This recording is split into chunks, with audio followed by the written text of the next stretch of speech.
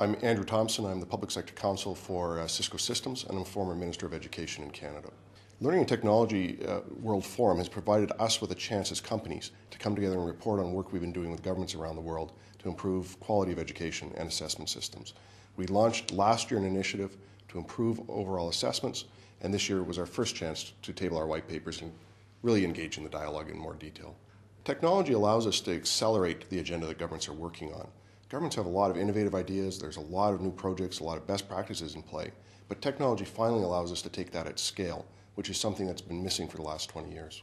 I've been very impressed by how governments are coming together and coalescing around a set of ideas about what kind of change needs to happen, how we improve education quality, how we improve assessment, and the role that technology can play in doing that to really bring up the quality and the access to good quality teaching.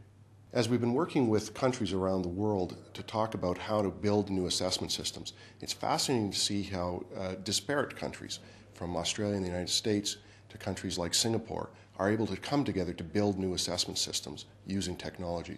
That's been a fascinating debate that really is only able to happen through the partnership of companies and through the work of the Learning and Technology World Forum.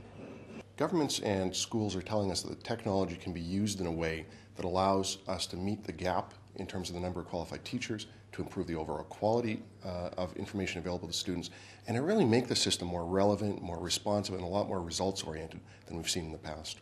Cisco, Microsoft, and Intel have come together to work with a number of governments to improve the overall quality of assessment.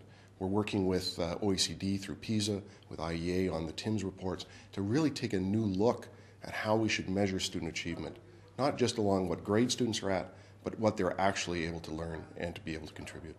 The Learning and Teaching World Forum is the premier event that brings together global leaders. The fact that we have 100 different countries here, the fact that we've got a multitude of different technology partners, I think says that there's an opportunity to bring these groups together, to force them to find a common agenda.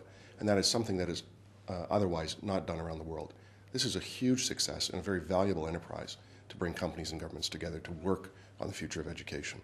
I've been impressed by how the various governments and different corporations are coming together around a common set of ideas that focus in on improved teaching, that focus on improved assessment, and are starting to put those ideas on the table and really talk about how to bring them into practice.